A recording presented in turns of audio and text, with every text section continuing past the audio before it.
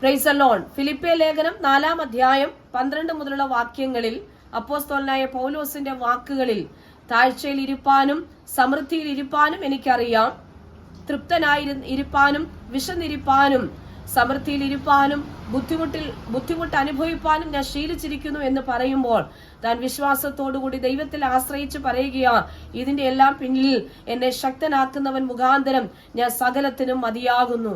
അതേ ദൈവത്തിലെ ഈ പ്രഭാതത്തിൽ നമുക്ക് പറയുവാൻ കഴിയുമോ?